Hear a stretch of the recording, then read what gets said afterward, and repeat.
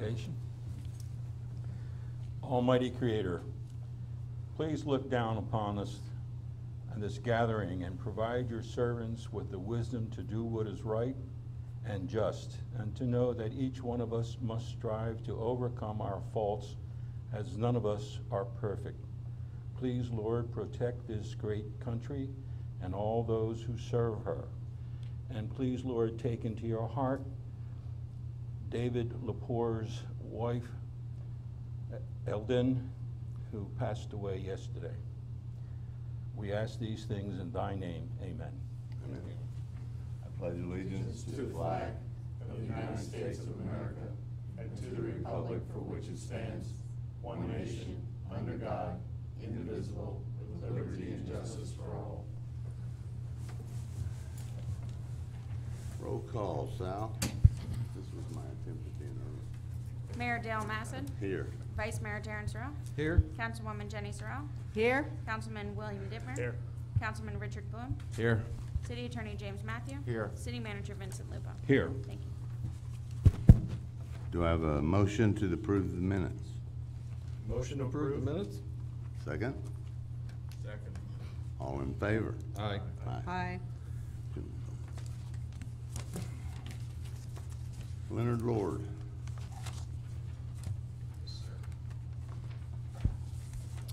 Leonard Lord, I pastored 8114 Lee O'Kidd Avenue. We're coming up to the busy season. First of all, I do want to make the invite again. I think you got flyers to the community fish fry. The wife was going over history of this area, and it was amazing when they were making big decision, the council getting together, they invited people out and had a big fish fry. So just wanted to be a community time to know one another, love on the kids, enjoy it, and also just really want to encourage Mayor and all of you can. I know some may live out of town if you can be there, because after the fish fry, we want to show a documentary, some people we met and what they did in their city together, which really was a blessing. It's exciting, so we want you to come out and join us. And that is Halloween Day at 6 o'clock. That'll be the 31st of October.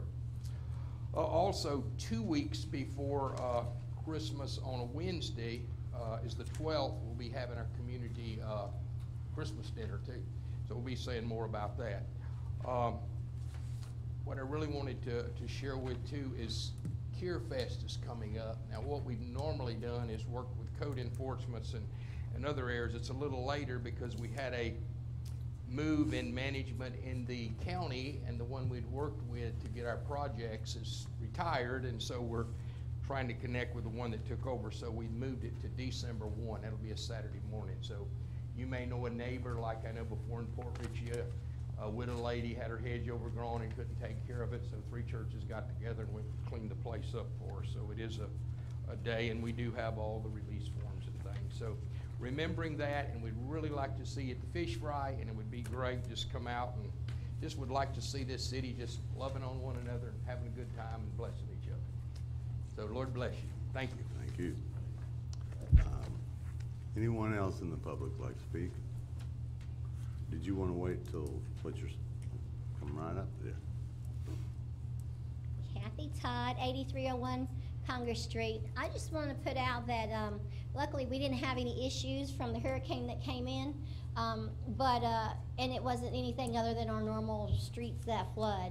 But kudos, our police guys were out there with their Hummers and their cars and was checking on people and checking on the residents, and we got a lot of feedback from the citizens and the residents about, it was good to see these guys just checking, even though it wasn't nothing bad, at least we didn't get like they did up there. But so anyway, they were just telling us how they appreciated them and was just letting us know that it was good to see them out and about.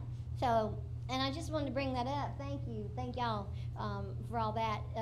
But we do have, not to go negative, but we have an ex-council member that wasn't worth a crap, in my opinion, that's spreading trash about, these people. And it's just like, why? Why go there? So I just wanted to tell everybody what I've been hearing from the residents and stuff like that, that's where we need to be, united. Thank you.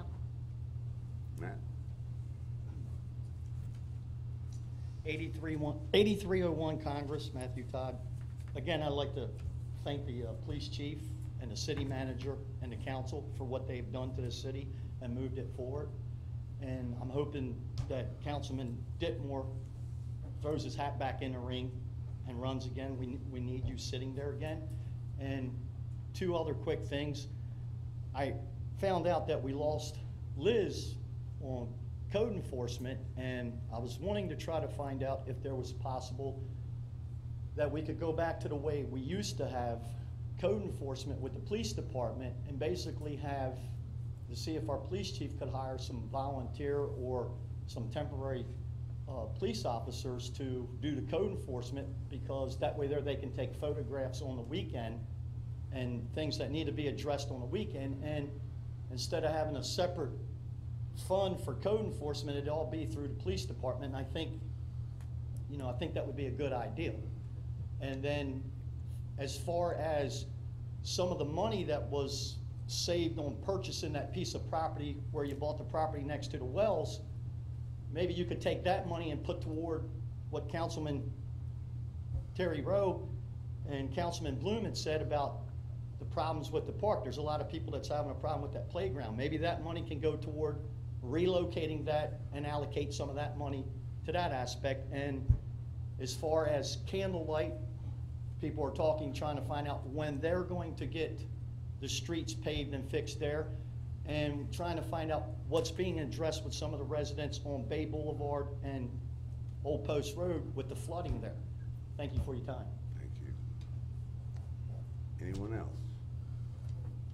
Okay, City Manager. Thank you, Mayor. If I might, first of all, on behalf, I know I speak on behalf of the city, I would like to extend our appreciation to the county and Commissioner Jack Mariano for the work that was done with respect to Quist, where during the last storm, we were very, very fortunate that we didn't have a catastrophic event here in our community. However, they moved forward and alleviated some of the obstructions on the canal at Quist. So I would like to express our appreciation to the county and to Commissioner Mariano, Mayor, and the rest of the council who worked to get this accomplished during that crisis. I would like to provide to council several different reports. The first, if you would please pass these out, Mayor, to your left. Vice Mayor Rowe. Our water report and production continues to move in the exact direction that we all would like it to move in. Council has not increased the water rates last year. They are not increasing them this year.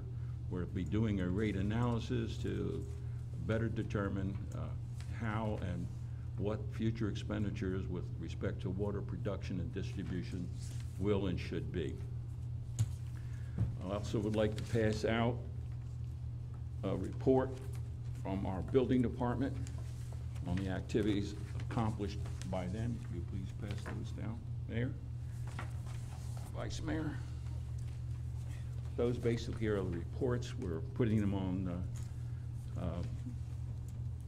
they'll be in your books in future meetings so that you'll be able to have permanent records of exactly the accomplishments of the departments. I would like to have Chris, would you please speak to what we've accomplished recently? Yes, sir. I'd like to hand out a few pictures.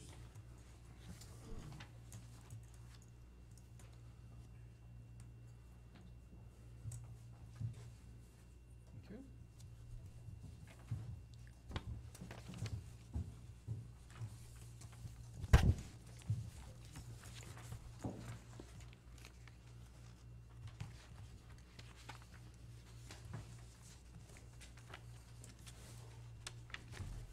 As all of you are aware, we've been working on the kayak launch at Waterfront Park. We are completed with this project, and it'll be open as of tomorrow morning. Good job. Very good job. Thank you, Chris. Chief, you have a report? The police report? All right. We've instituted a new process where weekly reports, actually daily reports of any significant event coming from the police department will be filtered up through the chain of command, wind up on my desk, and then any significant events will be distributed immediately to city council. And then during our regular meetings, the chief will give us a full breakdown of what has occurred during the week. It is noteworthy that we continue on record numbers of calls, and so far, thank God, we have had no major incident involving any of our people with respect to injuries or any other issues. We'll speak in a couple of minutes with respect to our need for autos, and that's basically my report, sir. Okay, bring it to council. Well, just quickly, we had our sympathies. We so often don't realize the ones that are with us and that their families can have traumatic losses like this, and it's got to be very, very, very difficult on them, and there is very little anyone can say that's going to help. Just know that we support them, and if there's anything we can do, please let us know. The vice mayor is referencing the sudden passing of Eldine Lepore. Dave Lepore's wife passed away very unexpectedly the other day. Dave is our employee in our Public Works Department. We've expressed our deep sympathy to David and his family. We're supporting them as best this community can, and we'll keep you apprised of any future endeavors with respect to that. Thank you, Mayor. Okay. Yeah. I want to address a couple things that were brought up here earlier by Matt Todd, and how this affects what we've done with minimum housing standards. So number one, seems to be an issue with the code enforcement on the weekends. The issue is there is none.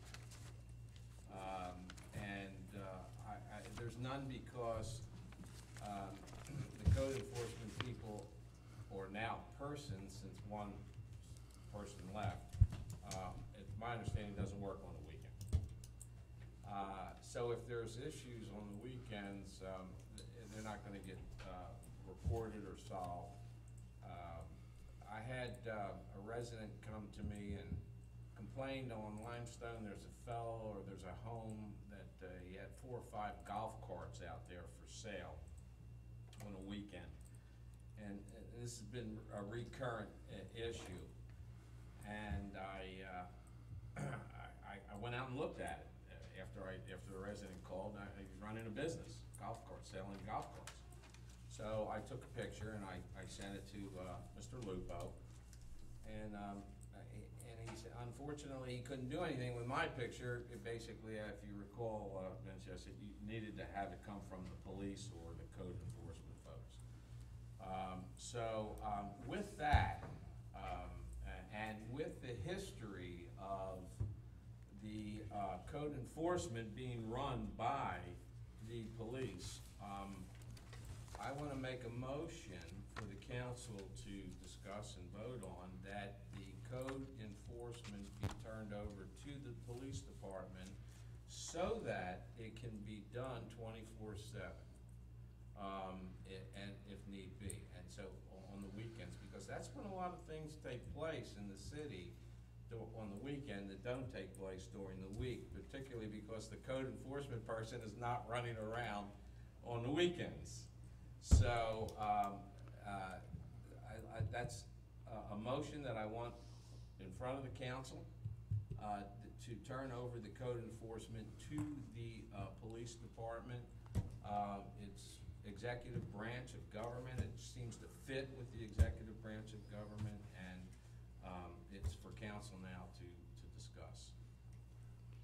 if we get a Is this a second. motion to discuss, or is this a motion to give them, turn it over? Well, it's a motion To to discuss. turn, no, it's a motion for the police department to take over code enforcement, but typically what happens, it seems to be after a motion is made, we have a discussion and then we vote on it. Yeah, well, So do I have a second? I'll second this for discussion, because we've been down this road before, and there are issues. I'll probably ask the city manager at this point to talk to this as to what he thinks and where the problems might be. Certainly. And maybe just on the weekend if we were. Well, that was my point. I mean, I know based on last time, the police department had 1,000 something calls during the month. So I think they're probably a little overloaded, but it would be maybe a good point to give them the authority to do some of that on the weekend. So we'll have to balance that out. I believe our code says that we already have it. If I could respond. You'll probably answer it, if not, I would. There are several issues with respect to turning over code enforcement to the police department. It is an endeavor that on its surface appears to be cogent, it appears to be workable, doable, but there are several prohibitions with respect to code enforcement and police officers. Code enforcement officers are not armed. Police officers are. That is a specific problem. Currently, every member of this organization, that's public works individuals, utilities people, police officers, firemen, all are observers and report back any instances with respect to violations. Obviously, the code enforcement individuals are specially trained. Police officers have been going and taking pictures on weekends of various places and reporting them back to code enforcement for eventual enforcement. They are also a 24-hour visual entity, but their duties are absolutely different than those of a code enforcement officer. I'll allow Bill to speak a little bit more to that, and then, of course, the attorney who'll give you some of the rationale behind separation of code enforcement officers and police officers. You wanna arm the code enforcement? You can't do that. I believe that's against the law. That's where you're going? Whenever we came In here. fact, if you'll recall, a lot of the discussion with respect to code enforcement and the institution of code enforcement of our new minimum housing standards was this notion that our police or code enforcement officers were going to burst into houses and try and find out exactly that there were or were not problems. Code enforcement officers are unarmed. They do not go on private property unless they're invited. They observe, report. They have a different line of authority and responsibility than a sworn officer.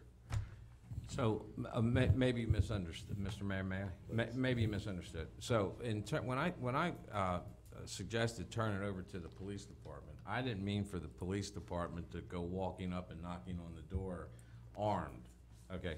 What I meant simply was that they are patrolling nonstop, 2.5 square miles, 24/7, to make those observations, okay? And then they can turn that over to an individual. But they should have the ability to be able to look at the violations, record them, make an observation, and turn it over to a code enforcement person within their department, or if you want a separate department, then a separate department. They, Councilman, they in fact do that.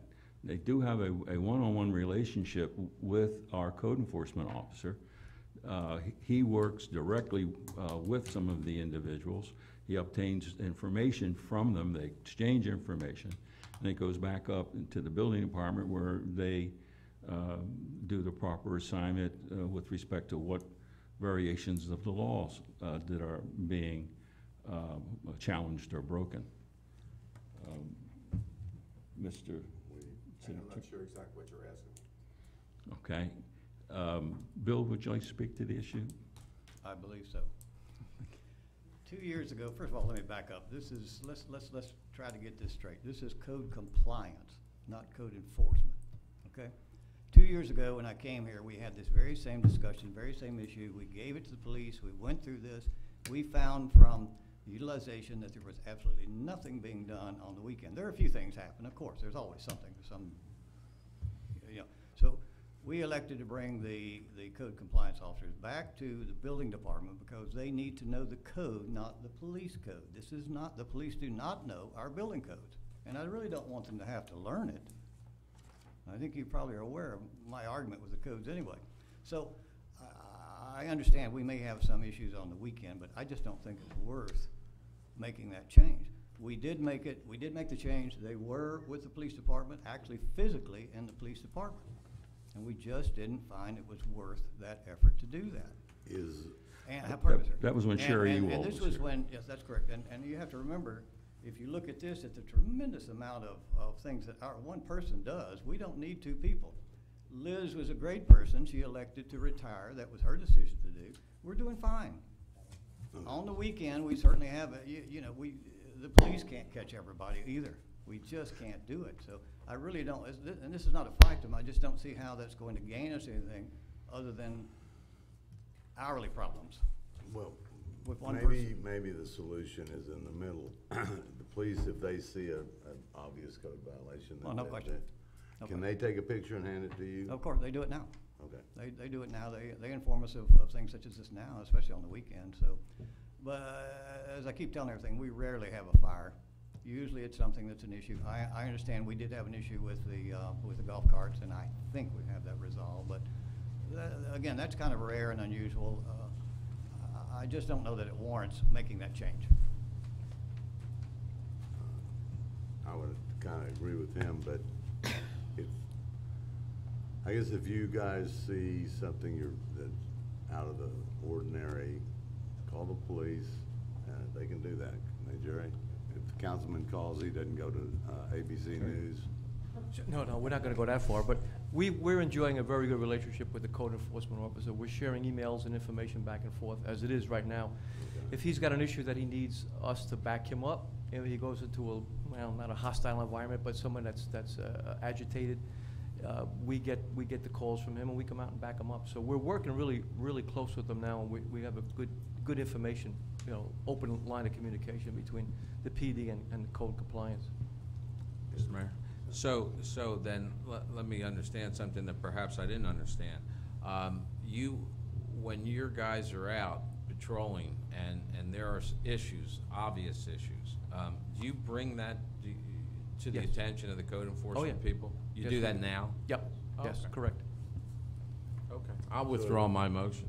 If you see something, you can call without striking a point against it. Okay. Mr. Commissioner Mariano came in. I'd like to introduce him, and he helped me with the quest, with the hike and bike, and God bless you, sir. Well, good evening. I want to say it's exciting times for Port Richey, so congratulations on all the momentum you guys have going on. From a few years back with the Restore Act money, as far as like setting the dredging up money and what you guys have done with it, I'm absolutely delighted. So whatever I can do to try to keep spurring that along, I want to do it. Also, the project under US 19 to connect under the bridge there is a phenomenal project as well, and I'm glad to see at the last board meeting, on a 4-3 vote, it became the #1 priority for the MPO for the sidewalk projects. Not something to take lightly. It was a battle all the way through. Mayor, thanks for hanging there. He had a little eye problem going on, but he hung in there for the meeting until we get that vote, and we were successful. Today, it came up in discussion when the commission was talking about their state legislative priorities for this coming year, so this coming session. So on one of the lists is the project with we'll call it the Miller's Bayou Working Waterfront Enhancements, a total of a $3 million ask. For development, I'll read it to you if you don't mind. Please. and I'll give you this copy when I get done. But for development of conceptual design plans for construction of an underpass at US 19 and the Pithlech River, and replacement of shrimp docks in Port Richey at Miller's Bayou. These shrimp docks operate as a working waterfront that serves the commercial shrimp industry in Pasco County. Docking space at the docks is limited and needs to be expanded. A scope of work in the interlocal agreement has been drafted by the US 19 Cody River Trail Feasibility Study. The feasibility study will detail cost estimates for the recommended plans for both the Cody River Trail and the shrimp docks. The commission, in their discussion today on what priorities to keep on the list, they asked, is this a priority of the city? I assured them it was, but when I found out you had a meeting tonight, I figured I better reach out to you right now so that you can maybe draft a letter, have your chair sign it, maybe all the members sign it, whatever it may be, or even just the manager sign it, and just kind of say, look, this is a top priority of ours, we want to see it get done. Please proceed, knowing that it's very important to the city. If when the county goes up to Longview and Tallahassee, any of the council members want to join us, you're welcome to. If you want to go up separately, I'll join you. I think it's that important, so however you want to handle it, I'm happy to try to keep this, like I say, momentum going. When is that? It won't be till February of this coming year, so we have plenty of time. But what I do recommend you can do is, once going a little bit further, Representative Mariano is 100% behind the project as well. You don't have a state senator in your district right now, but Senator Simpson would be a good person to reach out to. Future Senate President from Pasco County, I think he'd be very receptive to helping move this along as well.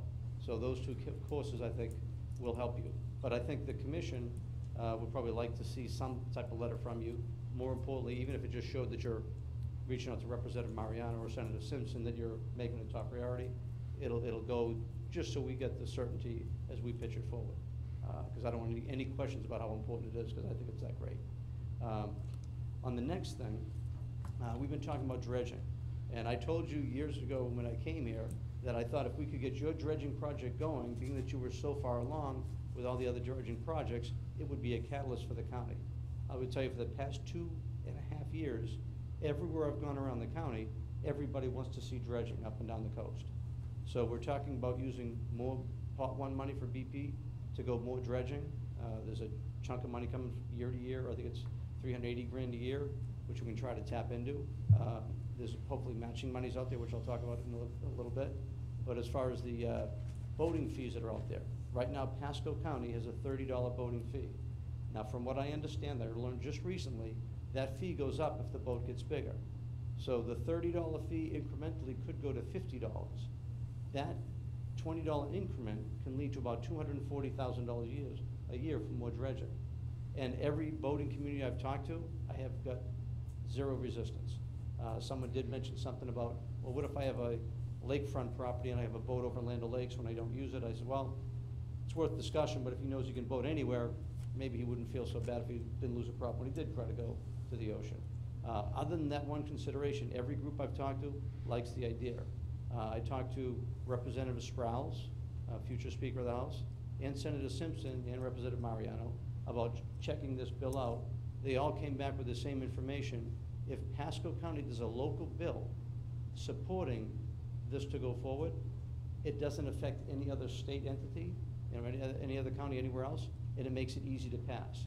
And being that everyone else is at 50, generally speaking, we can put that verbiage in there. And it's very important that we do that with the cooperation of Newport Richey and Port Richey together with the county, because that's where most of the boats are. If we put this forward, the key part to remember is this boating fee, actually the way it's written, it says exclusively it's not to include dredging, which is very important to make it, when it does take the extra $20 increment, is only going to be used for dredging, and it can be set up that way. So if the council felt so willing, it doesn't have to happen tonight, so I don't think it has to happen tonight, but the sooner you kind of have that conversation, put something together that way, and even start conversations with us, it'll help get that funded. It's not even funded, it's just a matter of a special bill to come forward, which could lead to, again, more dredging monies coming up and down the road. Because I think what you guys are doing is awesome, and I think it's going to be long benefits for all of us. What do we need to put together for resolution to increase the boating fee, letter to the commission? What I'll do is I'll I'll draft something up for you and kind of give it to you to kind of, something that works. I know they're working on the verbiage, because again, when I just found out that the larger the boat was, the higher the fee is gonna be. So there'll be some specific verbiage that need to be drafted. It's not quite as cut and paste as I thought it would be. So I'll get that language drafted up for you, and I'll show you something that, what we'd be looking for to move along. As far as the letter for the Miller's Bayou, you know, water park, waterfront, that's something you can kind of draft. I'll give you this verbiage right here, and you can just kind of somehow, however you want to Sure. phrase it, because I know you haven't done, you don't stack your project like we do, but something like that will be a long way to go to get something to us. That I recommend sooner than later. Certainly. That, you're gonna leave us that? I will leave you this copy so you have the Okay. verbiage right here. I'll make sure it gets done. Okay, who should I leave it with? I think Take it. he'll pass it down. Thank you. Thank you for everything. This man's helped us more than you guys I know. appreciate all the great work you guys are doing. Thank you. Thank you.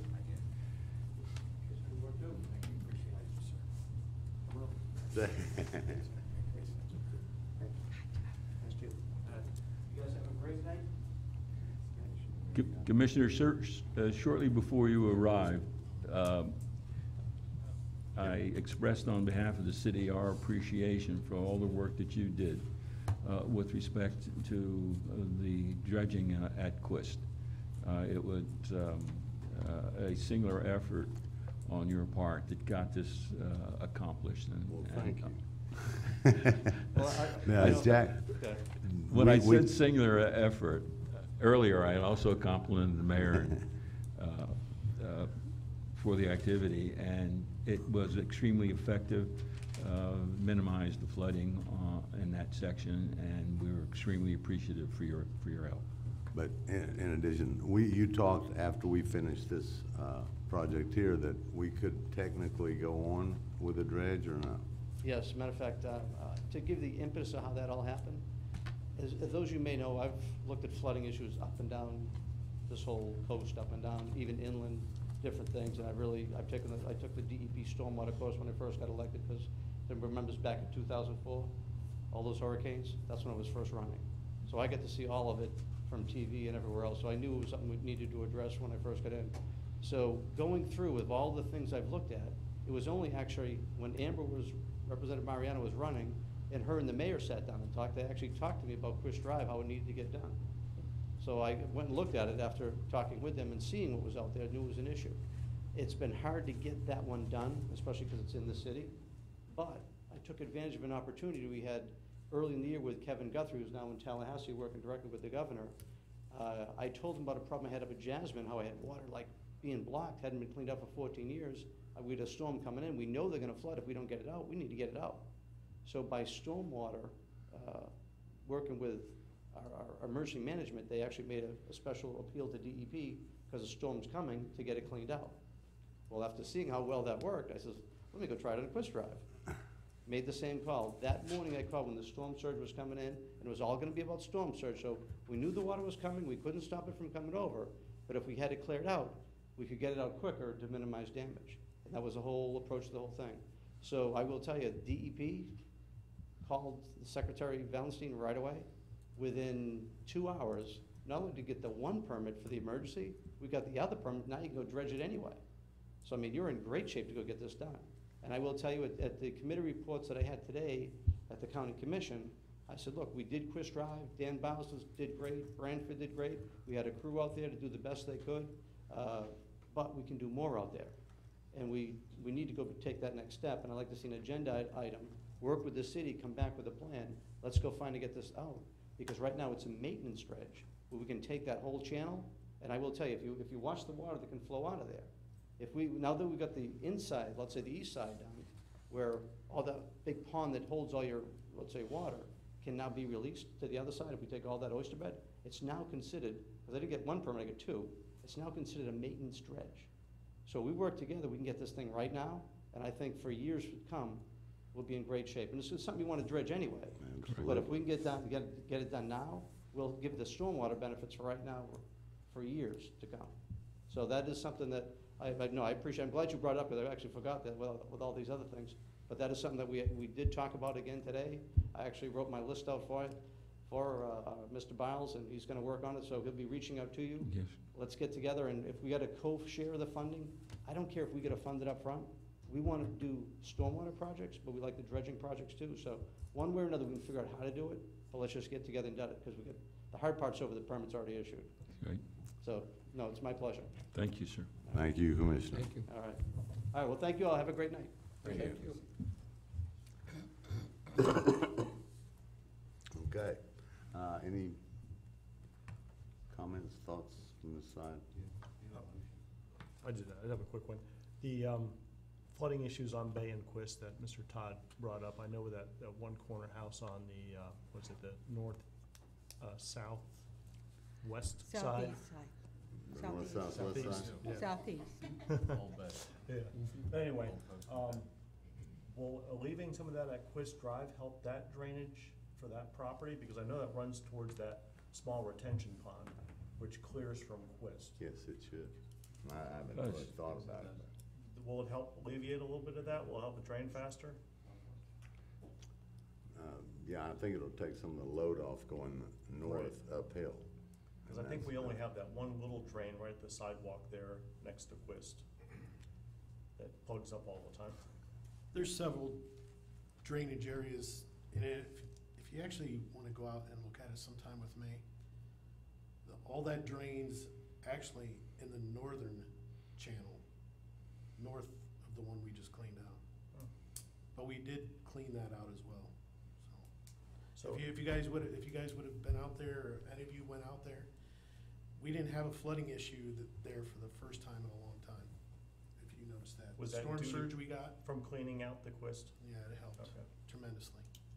Is it, Mr. Mayor, are you referring to the homes that are flooding on Old Post and Bay?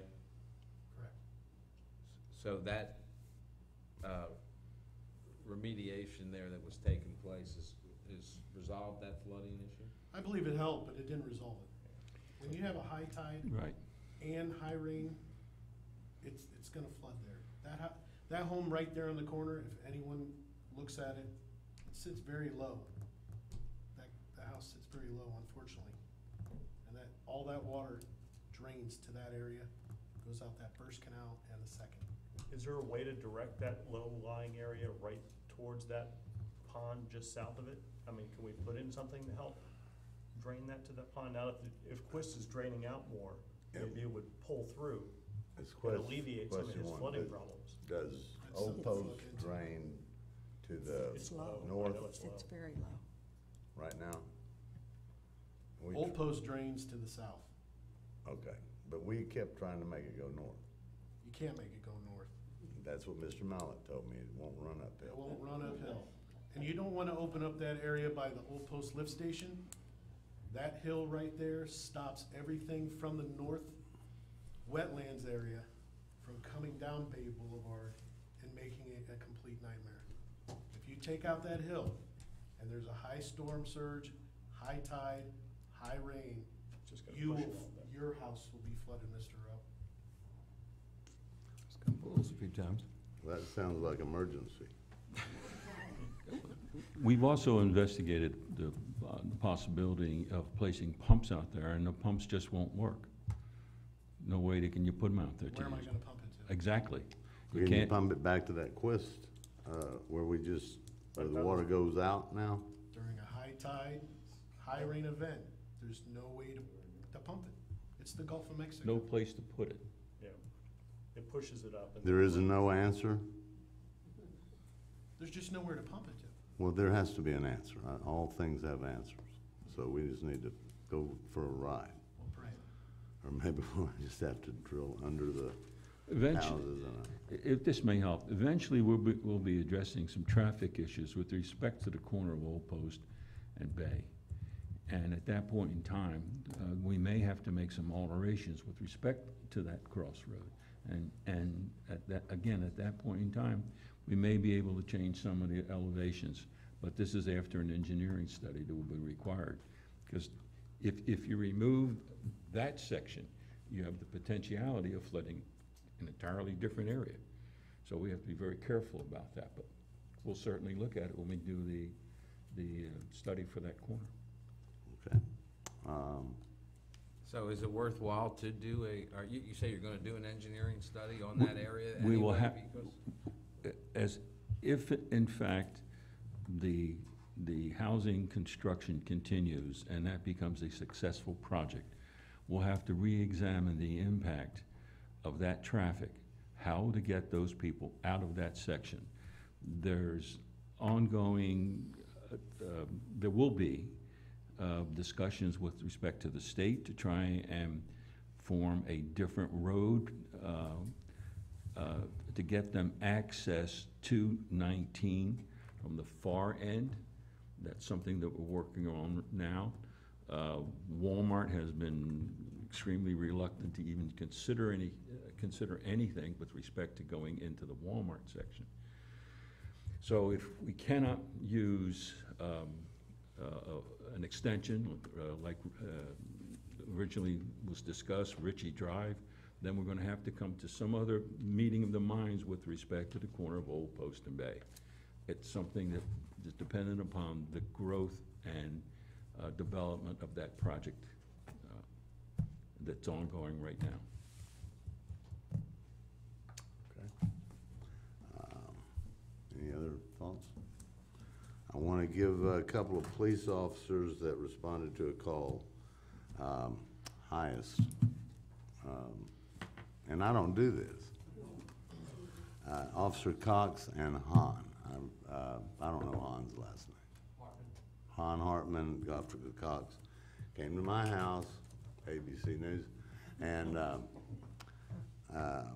they got all that they could get, and they got my cameras, and they went extremely hard after the villain, and they didn't stop till they got him. So God bless you too. That's all I have to say. We have a consent agenda. Motion to approve the consent agenda? Second? All in favor? Aye. Aye. Aye. We have next, purchase of police department vehicles.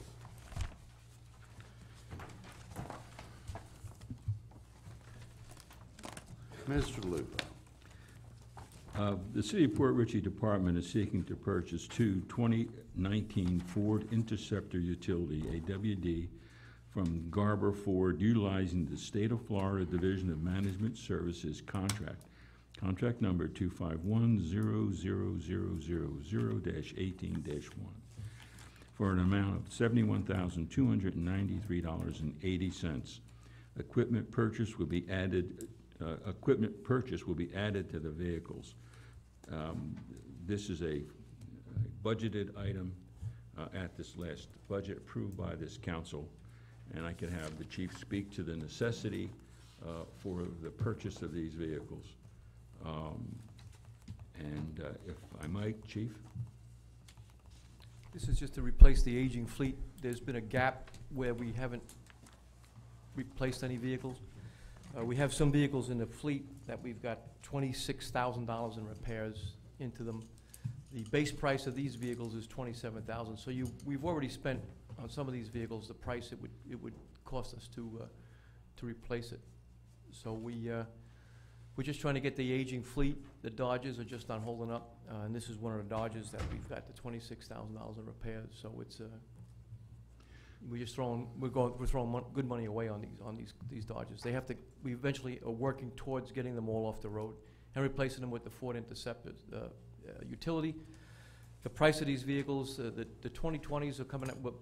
You can't buy any more 219s. You could order the 2020s now. You wouldn't get them to sometime in 2020, but we can expect a $7,000 vehicle price increase when the 2020s come out. So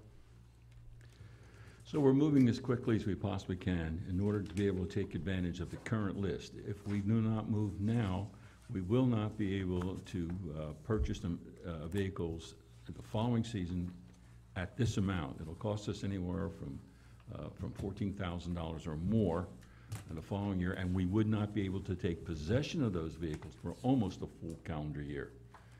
And that is why we're bringing this issue to you. We've attempted as best as possible to work within what we've had. We acquired the 2 Humvees that are for specialty uses. We acquired 2 vehicles from the Department of Brooksville to help us tide over. We've acquired 2 vehicles last year. So we're looking for council to approve the acquisition of these 2 new vehicles. May I ask a question? Certainly. Where does that leave us with our older vehicles? Because having known that we had a fleet of extremely decrepit vehicles, where are we at now that we have like 2 Humvees, 2 Brooksville, and we're gonna purchase these 2 from Penny for Pasco? Is that coming where it's coming from in our budget? That's where it's budgeted from, yes, ma'am. Where does that leave us with the number of cars we still have to replace? The 2 Humvees, obviously, they're for special use. Right. They're not on patrol every day. We took them out in the flood, and we took them into the high water, where we kept our patrol vehicles out of that high water. That's got salt water in there. In fact, one of the vehicles we're talking about had 2 motor mounts that were completely rusted away from going through this brackish water. So that's the necessity for the Humvees. They're not on the road every day. The Brooksville vehicles we brought in are just spares right now and backup, because I think last week, Mike, what did we have? Six vehicles in the repair shop. So that's where we're at with them. As soon as we get these 2 vehicles in and on the road, we're gonna start to surplus these vehicles that I have here, the $26,000 in repair. We wanted to surplus this, had we been able to purchase a few more cars, but we've actually kept the vehicles that we'd like to get rid of and kept them on the road because of the issues we're having. So I'll be coming to council. I think I'm going in the direction of your question. I'll be coming to council again at the next budget cycle for additional vehicles. We'll need at least 2 to 5 additional vehicles to complete the fleet. That's what I was going for. We have a total of how many vehicles? Do we know? Police vehicles total? About 20 or 21, Okay, roughly. and so we. that's with the spare cars that are not on the road every day. Well, with everything, Yeah. with the 2 Humvees and everything that Yes, we've got. yes. So, but for our working day-to-day vehicles, we need what, at least 4 or 5 more after this Correct. purchase? Yes. Yes, ma'am. Yes. So we'll budget that for next year? Yes, ma'am, we'll be coming to you, and we'll be looking at a different method, potentially for a lease to own or an outright purchase, which is whatever is most cost-effective. And we'll be looking to do 5 vehicles, 5 full vehicles, which will take us out of this continual spending routine where it's costing us so much additional money just for maintenance and upkeep. So are we looking into the possibility of purchasing them from a single source where we'll have a single maintenance program and Complete- program that would Yes, have- ma'am. would Bumper take to away bumper. from our Right. expenses? Yes, Because in these vehicles, it's. $26,000 per year, That's 1 car. That's one car. that's a car. Yeah.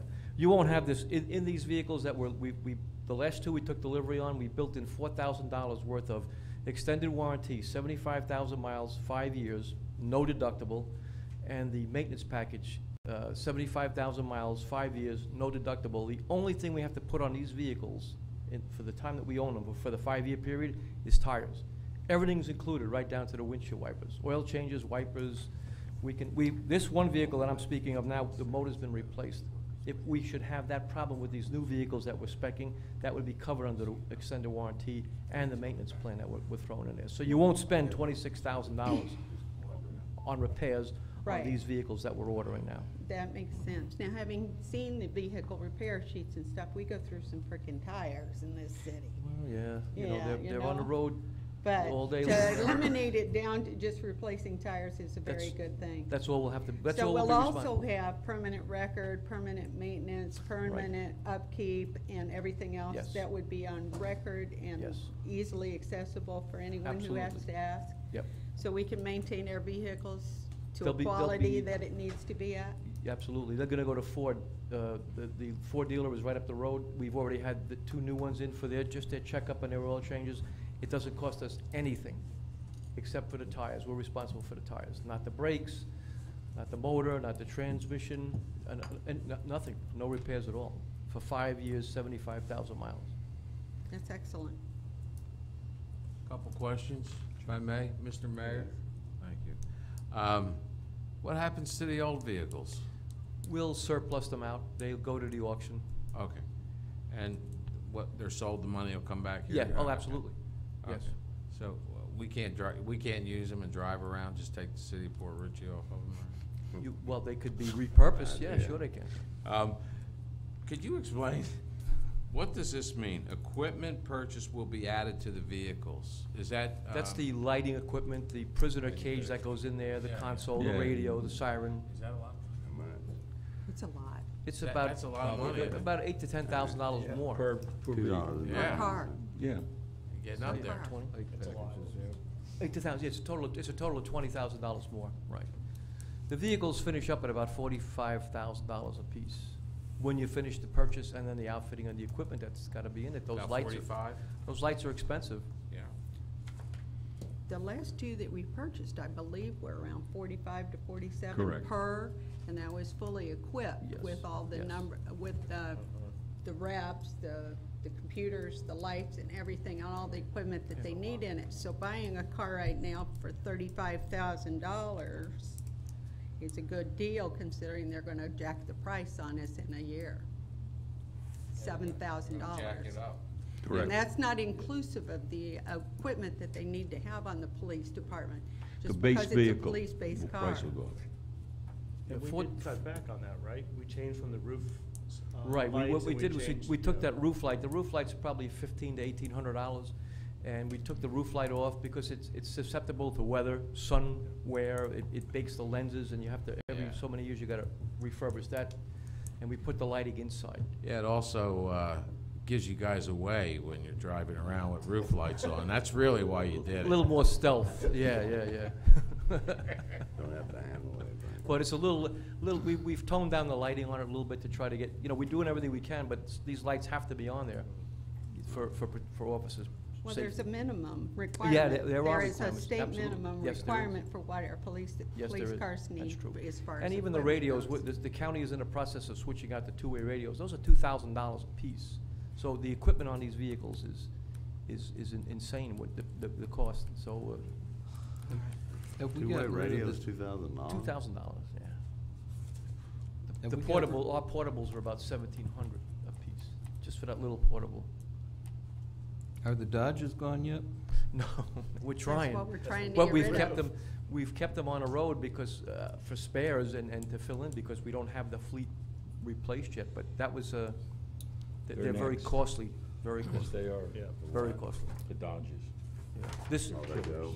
this is a Dodge that I'm talking about now. 7,000 of that was accident damage that wasn't the fault of the officer, but everything else, the motor's been replaced. We had a couple of these Dodges where the motors have been replaced. The Hemis have just not held up. We've got two of them in the shop now trying to get, we had an issue with one of Sergeant Lou on a call over the weekend, and he was tussling with somebody in McDonald's. He actually hurt his knee. The officer that was responding to help him, the car just quit. So he parked the car and ran for the rest of the call. It was a Dodge, and it's in the shop now. So this is what's coming, this is what's happening. So these inside lights are less expensive than the Yeah, out? yes, yes. Unfortunately, past councils, I'll say it, have neglected to upkeep, despite various individuals requesting that they be upgraded up. Funds were never spent to really upgrade the fleet. We're now stuck with the point now, we've have two Hummers, we have two vehicles from Brooksville that are just barely keeping us going.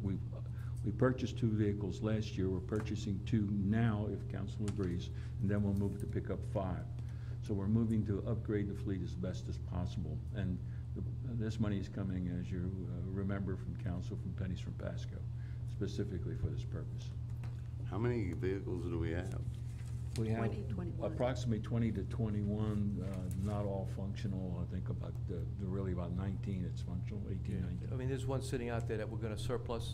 Right. We can't use it. It's, and it's about an $8,000 bill to fix it, so we're not gonna fix it. Yeah, that makes sense. Well, have you had anybody running into you? Because it kind of looks like a carnival with all those lights on. Believe it or not, with all those lights on, we've had people running into the offices that were stopped at traffic accidents, and I think Do it all the the time. captain was one of them, where he was parked at a serious injury and somebody rear-ended him with all those lights on. So, yeah, we've had 4 cars this year hit at accident scenes, parked. If you'll take a look at some of the state police vehicles that are now on the road, and you come up behind them in the evening with your lights on, they look like they're permanently lit up. You cannot get enough reflective material on a police vehicle to protect it, particularly in the evening. And we're doing this economically as we possibly can. The lettering scheme that we went to is all reflective, so the old red was coming off. That was, in fact, the lettering scheme that we're going to now, or we've been using, is less expensive than it was 5 years ago. They were spending more money to letter the vehicles, and I don't believe they were all reflective. So we're going to reflective lettering, reflective stripes, and it's a lot less than what we were paying 5 years ago. So we're trying. I'll make the motion to approve the purchase of 2 2019 Ford Interceptors from Garber Ford in the amount of $71,293.80. Second. Anyone in the public? All in favor? Aye. Aye. Aye. Passes unanimous.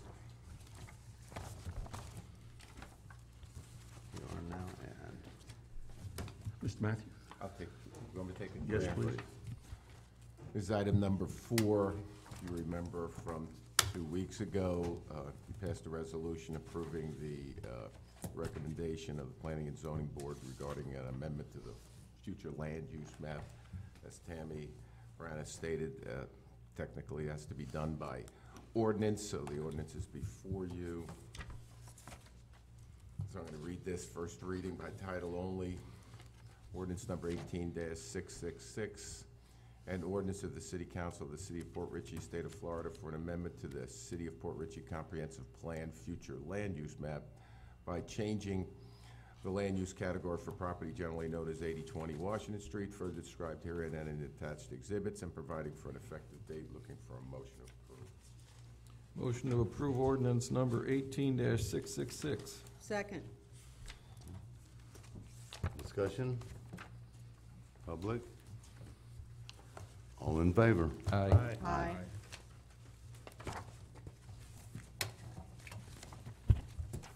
Waterfront Park. Mr. Mayor and Council. Mr. Mayor and Council, at the last council meeting, council directed us to move forward with a potential new site for the relocation of the playground, the ADA accessible playground at Waterfront Park.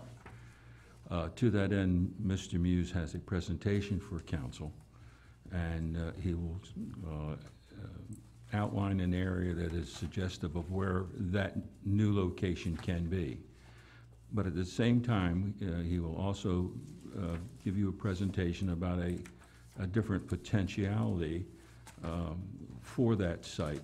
We would be remiss if we did not provide this information to you, because it is imperative that that this council and the citizens are aware of the effects of relocating that site, and as long as council is fully aware of those conditions and is agreeable, and that site is selected by this council, we then can move forward to contact both FERDAP and the FTC with respect to the relocation to that additional site.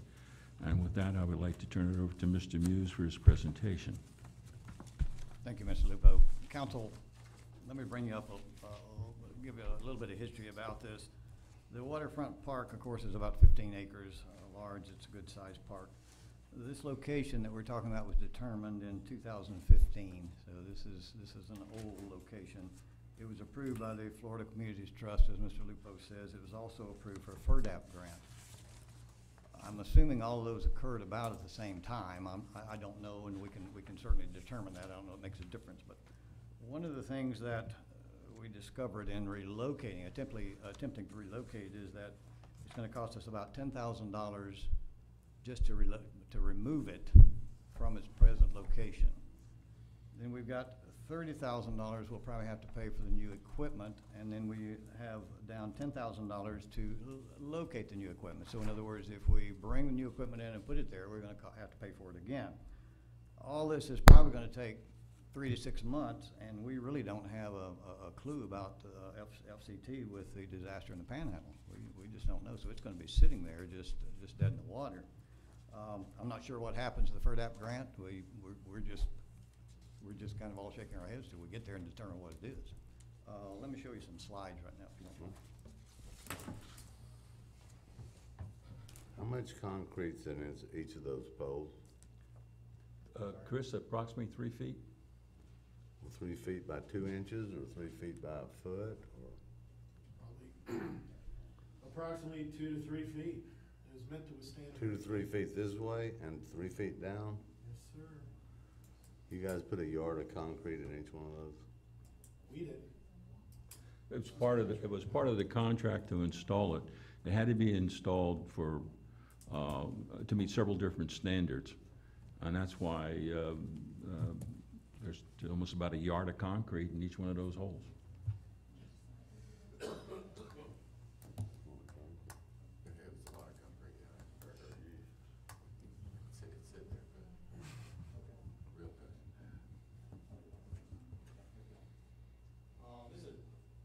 Can you hear me without the mic? Yes, sir. This is just the site as it is. Here's the existing location, our existing pavilion, existing playground. You know, in reality, we probably could put the park anywhere. We've got 15 acres there. It's a lot of land to put the park anywhere in. We're looking at putting it back where we're talking about the original dog park, simply because it's a good location for it. It's back out of the way. We'd put the park adjacent to Sandy Spalding's old residence, and then put the dog park in the front, and make the dog park longer so that you could throw a ball and the dog would run and chase it, okay? This is just another photograph of that showing the existing. Up here, and this is Old Post, by the way. Here's the location of the dog park, and you see it's back up in the trees. This is just a better location. This is the walkway going around through there, the dog park, and back underneath the trees. Now, at this point, I wanted to take off my development services hat and put on my architect's hat, okay? So I want to start talking to you about it. What we have here is, this is the hill, this is the top of the ridge right here. Here's the existing pavilion, and you can't see it. You can see on your drawings, there's a view spline there. I'm calling view spline, meaning a line of sight, which basically from the hill is toward the pavilion. And another right in there, you can't see, but I was looking at taking it and adjusting it so that you could still see everything's going on. This is just, let me go off on a moment now. This is just showing some views, as you can see. One of the, and we took all the comments that were made and went through them and individually decided to determine what to do with them and how to resolve them.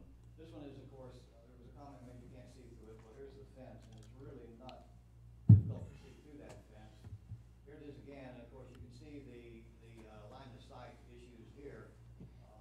In the event of 4th of July celebrations, of course, my gosh, the fireworks up in the air. So if you can't see through this, you move over and go to another location.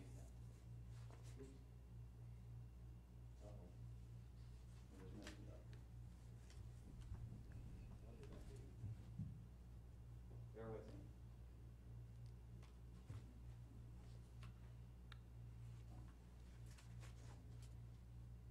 All right, thank you.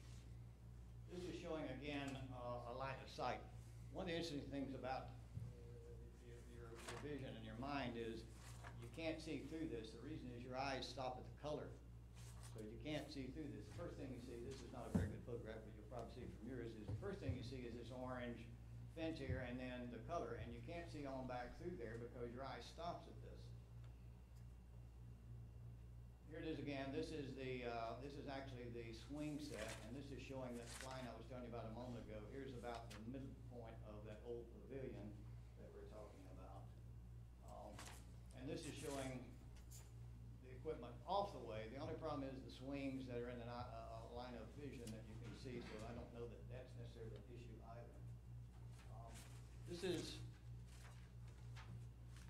where I took the privilege, if you will, of studying this park and doing a little more with it. And there's several things going on here.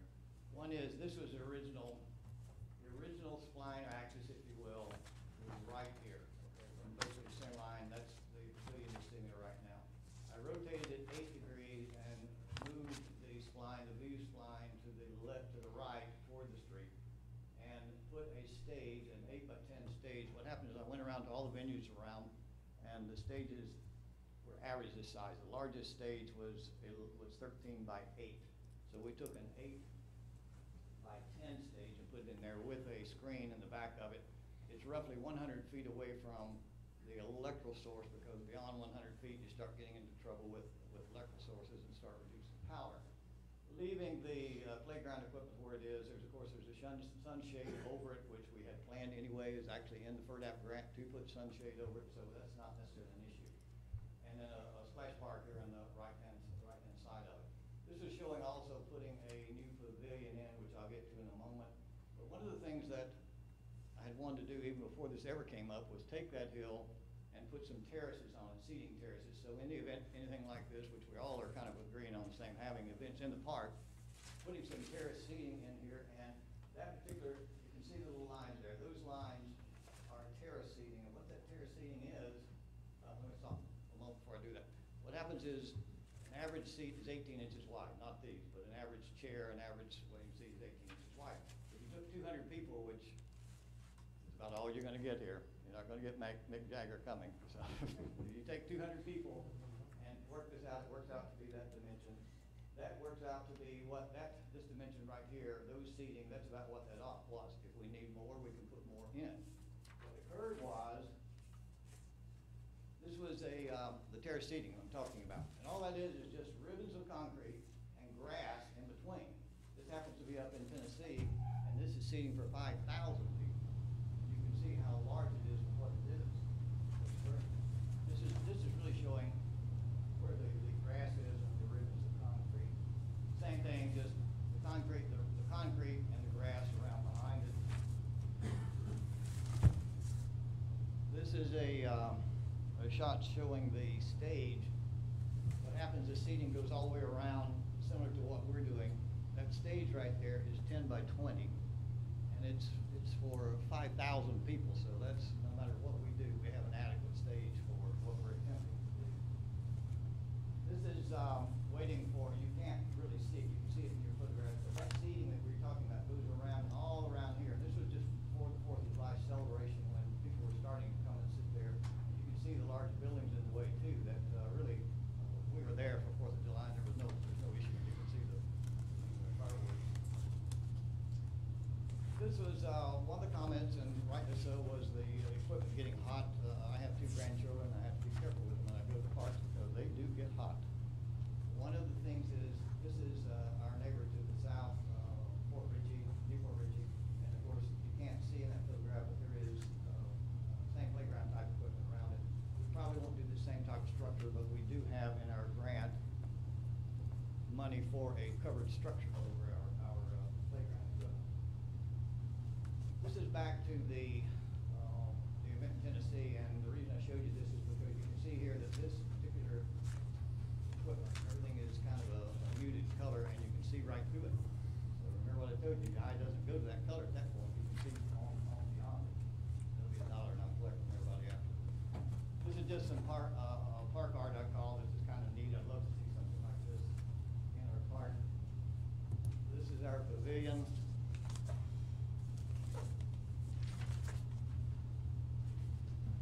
That's there now. This is one, just a sketch of something that would be simple to replace it. Trying to bring some dignity and some class and some respect to our park, bringing Naples or Palm Beach or somebody north, there's no reason we can't do this. This is fairly inexpensive. We did this over in Stewart, same type thing, and it worked out to be gorgeous, really. And the last picture, of course, is just a better picture of it. Now, one of the things, council, that I've discovered in being here is that our little city is a fractured city. It's kind of sad. We're split north-south by the river, our gorgeous river. We all love it. It's one of the best things we have going for us, as you well know. Everybody wants to be here and be part of it. We're split east-west by that horrible 19. We can't even do anything with it. We tried to put landscaping on it. We tried to put nice trees on it. All we can do is landscape bushes. We cannot put any trees, so it can't be any better. It's just lipstick on it, you know what. Anyway, we have no downtown. We have no Main Street. With the exception of our city hall, we have little identity. So what I was hoping we could do is use this opportunity for all of us to work together and try to accomplish something that we could start making a city that sometime in the future, everybody will recognize, say, hey, those guys are pretty sharp doing that kind of thing. The city park, Waterfront Park is all we have. And we just don't have anything else. But even if we can do something else with Waterfront Park and create what we're trying to do in the overlay district, that's it. That's what we have. Anyway, I'll leave with that. If you have any questions, I'll answer. Mayor, I have a question. If we replace the pavilion, will it be more hurricane-proof than the one that we have now? It has to be. It has to I'm be? in charge of that. I lived in Dade County for 10 years. So yes. So this would replace the bathrooms and everything else, and by moving the stage to the west and to the angle, then we can use the terrace seating, and we can have the movies and the music and all that kind of thing, and already have built-in seating with this? That's correct. So we wouldn't use the pavilion for movies or anything like that anyway, right? The pavilion is just there as a park pavilion. We need a park pavilion. We need bathrooms. Right. And the bathrooms are inside this structure. This happens to be facing the same direction as you drive in, and you're looking at the bathrooms when you drive in. They're on the other side. The entries are on the other side, away from here. So the doors are on the other side of the bathroom. So having this terrace seating up there and having the handicap playground right there would make it easily available for parents to sit and watch their children while they're there? It certainly will. There's a difference opinion about it. Is do you want your children there when there's a movie going on? And again, I have two grandchildren, so they don't do anything wrong as far as I'm concerned. But you know, it could be an issue. Children, they're playing and there's something occurring. I don't know that. But the movie would be over here, and you could sit there and watch your grandchildren playing on that. Like the old-fashioned setup. Like the old-fashioned drive-ins. So if we move this equipment, which is out in the sun, and we really didn't like where it was located, but it was approved by a previous council, we can make it so parents can sit there and see this and watch a show or watch music and see their children playing in the playground at the same time, which is a safety issue? Absolutely. If we move this equipment, is the equipment salvageable? Yes or no? That's a loaded. I can't answer yes or no. Does it compromise the safety of the equipment if you move it? It certainly could possibly, yes. So we would be compromising the safety of our children if we break down this equipment and move it again? You could say that. So we essentially have to destroy what we have up there right now and move it? You could say that. And rebuy the equipment all over again? Correct. So we've lost, what, $30,000 on it if we move it? I think it was like 70,000, wasn't it? More than 30. I don't know what the numbers were, but we've already got money in it. A lot of money. We've got money in it, we've had it installed, we've put it in there, and if we move it, we've lost everything. At that site, yes. At that site. Okay. Bill, how much money do we have in the grant for the shade over the? $2,000, $3,000, $4,000. Okay. There's a number actually there, Mayor. I don't remember what it is, but it is in it. Well, I can show it to you. I am not a park man, and I'll never go to one, but I do appreciate your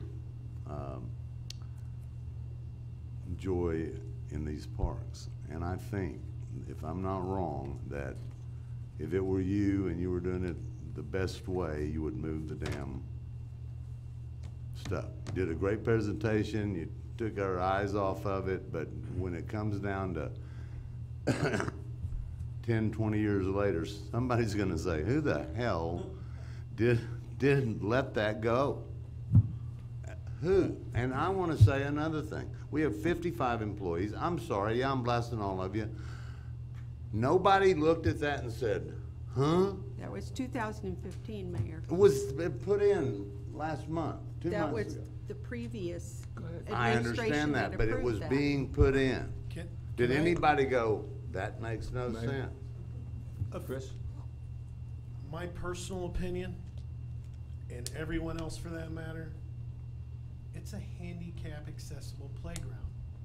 Would you put it in the east northern place, the farthest place away from a bathroom?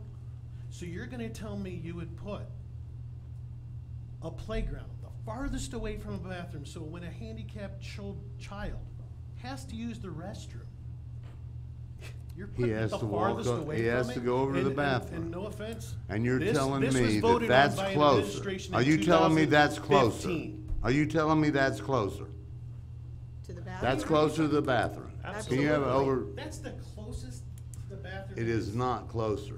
Bill, can you give me a dimension? Mayor, I don't know, but that, yeah, I have to agree, this is closer. This is only. How can it be closer? The bathrooms are over there Bathrooms. Bathrooms and right up there. there. Okay, now, on the other side, right here, down left is where you're gonna put it. What are we going at, 3 more yards? It won't be far. It has to be 500-600 feet over there. It isn't close. I don't know, I'm missing the question. Ask the question again. On the ADA requirements, don't we have to have sidewalk all the way up to the, Yes. so we have to have sidewalk, so we'd have to put sidewalk up into another playground area for handicap? That's correct. But I think I might have been misquoted. Let me say this. I don't know how to say that. I probably would have possibly located somewhere else. I don't know. I wasn't here and one involved in that. But my attitude is, it's there. We're gonna have to spend money to resolve it, but we don't have a fundamental reason to move it, except we dislike it. Why? Why do it? Life gives you lemons, make lemonade. And that's what we're trying to do from this, is simply take this and utilize it, albeit controversial. I have a question. Do we have, above the terrace seating, do we have enough elevation there so people could use like lounge chairs and blankets and stools? Absolutely. So we do have enough elevation to that point? I'm sorry, Mr. Diffman. Yes, sir. If you stand if you're standing right here, that elevation right there is over your head. When you're standing looking at the hill, it's higher than your head. So there is adequate, more than adequate. So if we have that stage where you have it now, besides the terrace seating, that could be all blanket seating Absolutely. and, okay. Absolutely. Mr. Mayor, Please. are you Yeah, finished? okay, go ahead. Okay. I've heard from a number of residents about the location of this playground. And to be as succinct as possible, I'm going to tell you in one word, I'm going to describe to you in one word that really stood out to me. And the word is retarded. That's what it is. And I am not referring to the handicapped people that are using this, it's the location, okay? And you're gonna stand here and tell us that in order to provide a handicap playground, you're gonna ruin that park. 16 acres. Excuse me. And then, you don't have the floor, young lady. And then, Excuse me. something else. And then something else.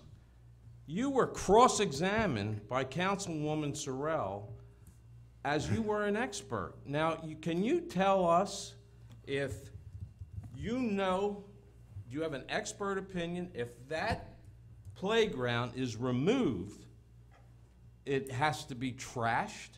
Do you know that, Bill? I don't, I believe I said I don't know for sure. I don't believe I said that it is absolutely trashed. I think you're misquoting me.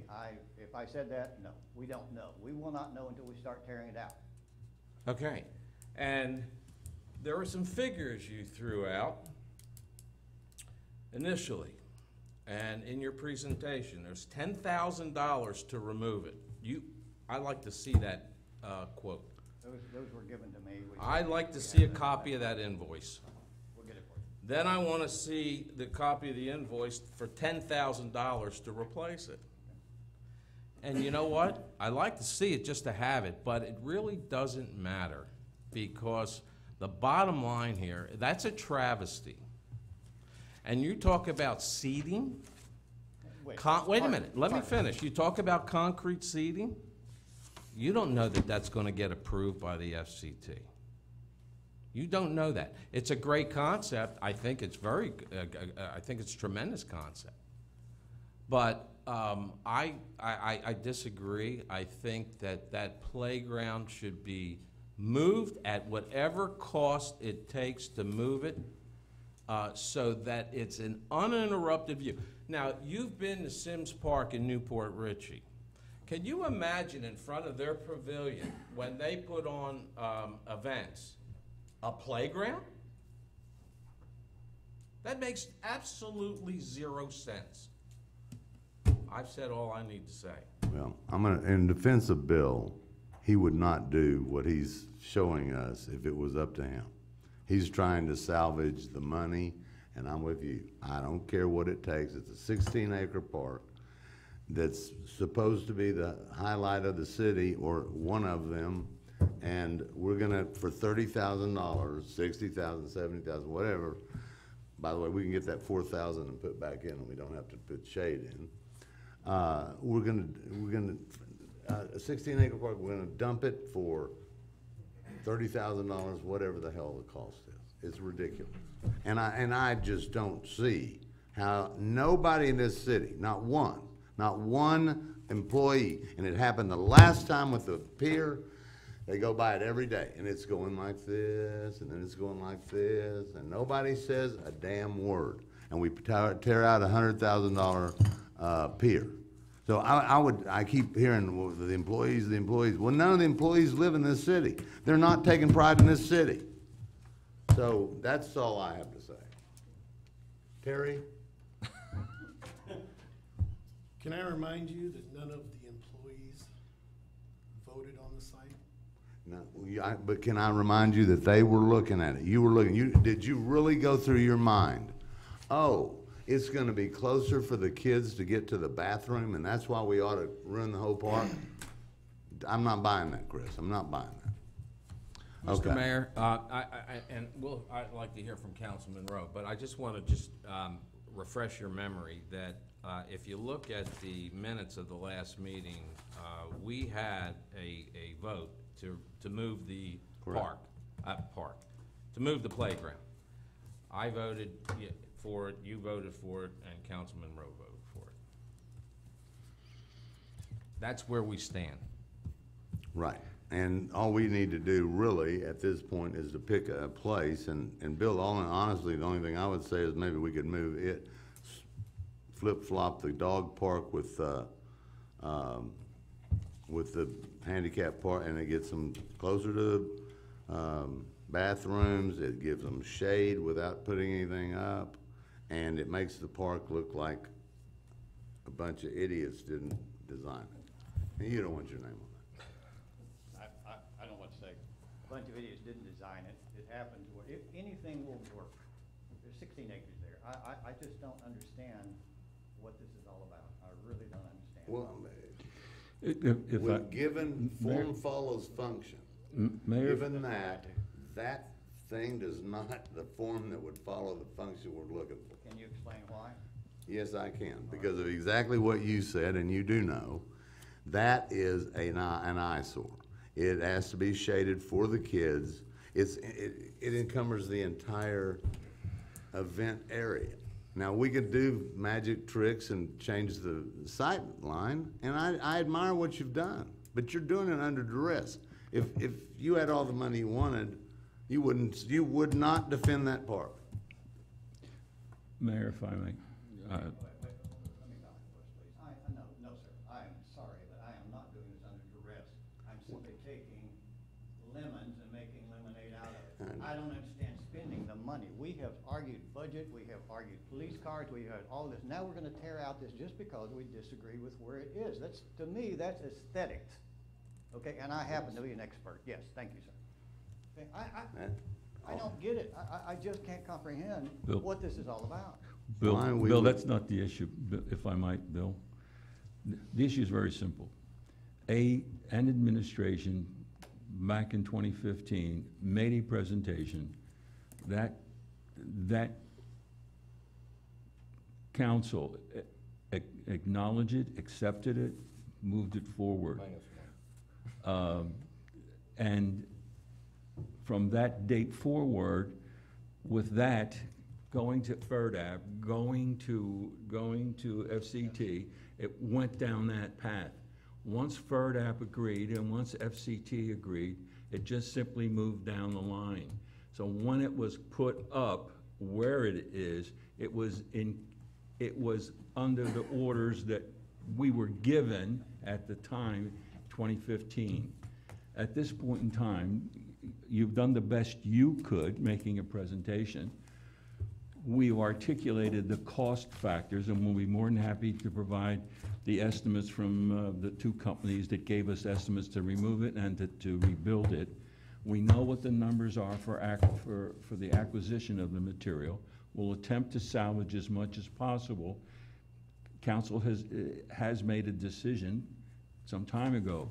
What we need from council now is a location that we've suggested for them to agree upon that location so that we can go back to FCT, get their concurrence, go back to FERDAP to get their concurrence,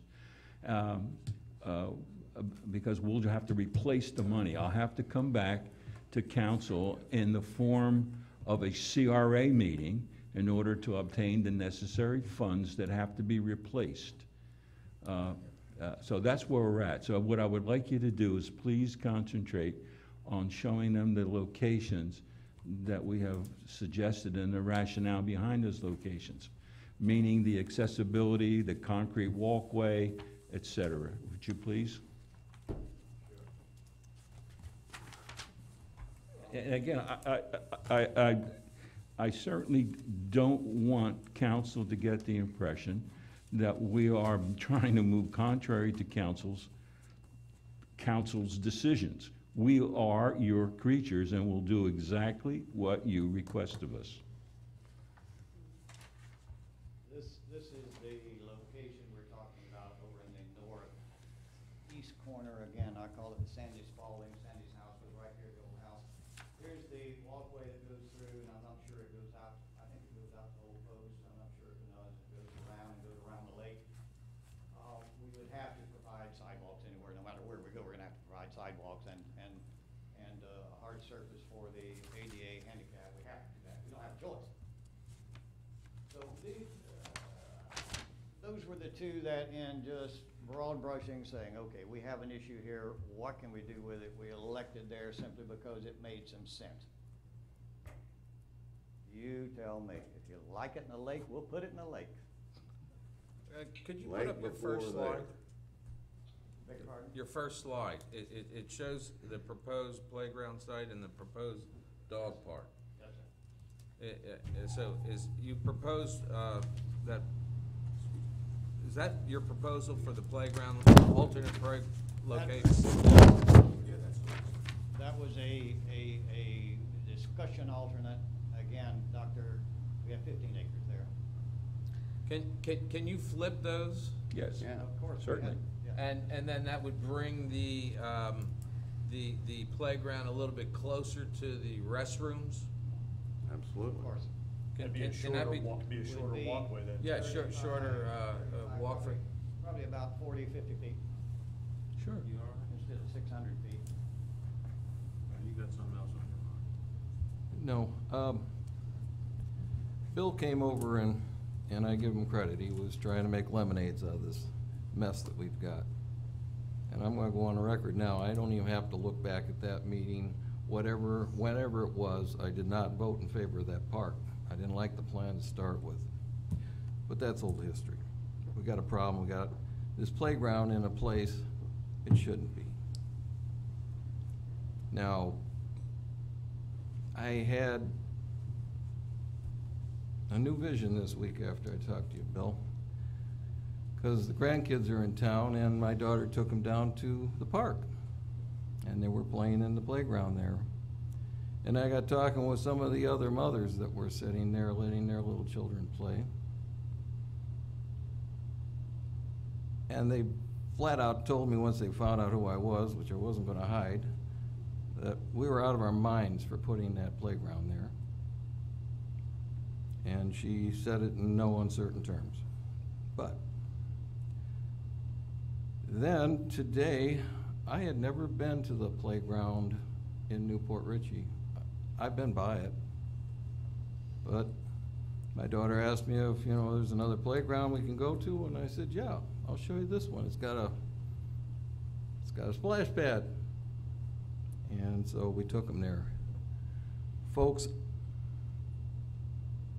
I was aghast, and I couldn't get over the planning, the vision, the detail that went into the layout of that playground, the way it was designed, the equipment that was put in. If you have not seen it, I would beg the council members to go take a look at that playground and that area around the splash pad. It is laid out under trees for the most part. They still have sunshades. They have major sunshades. Now, I'm not saying we should do something exactly like that because our funds are not what Newport Richey's are. But it's obvious that whenever and whoever put that plan together, they had a vision, they had common sense, and they knew how to put it in so that it is stellar. I mean, even, I'm looking at the swing sets. You could put handicapped children into those swing sets. They have straps on them. They are like bucket seats. There is a lot of things that I don't see that we're gonna have out of this playground, which is unfortunate because we wanted it to be for handicapped children. But that being said, I don't believe these numbers just sound ridiculous to me. You come in with a couple jackhammers and our little, remember that little thing we bought for how many thousands of dollars to dig around things? I think we could dig those out pretty good with that. And we bought a trailer for it so we could transfer it. Well, we got the only $90,000 shovel in the city. And now, it pains me to bring this, because I know you put your heart into that kayak launch. And you did a damn good job. They did a great job. I was down there at high tide today, and you can't get near the water with it. You know what? I didn't do that. Okay. My crew Okay. put their heart. I commend whoever did it. They did their damnedest. But again, here is the problem I talked last meeting about. At what point and what communication came before this council to put in that kayak launch? It was done without the knowledge of this council, and it is, I'm sorry, it's an abortion. Now go down to the park in Newport Richey, walk out to the river, look at their kayak launch on that river. It's simplistic, it's simple, and it is so easy to use. It floats up and down with the tide.